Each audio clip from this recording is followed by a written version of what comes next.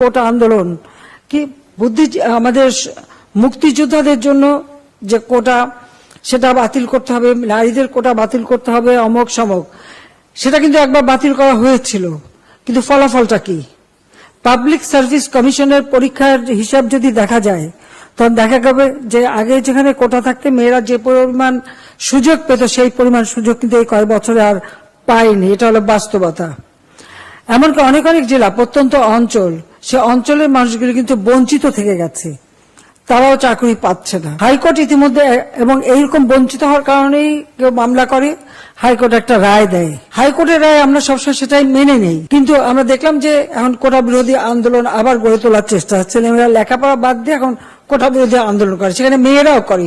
এখানে আমার একটা প্রশ্ন আছে, যারা এর আগে কোটা বিরোধী আন্দোলন করেছিল তারা পাবলিক সার্ভিস কমিশনে কতজন পরীক্ষা দিয়েছিল আর কতজন পাশ করেছে সেই হিসাবটা একটু বের করা দরকার।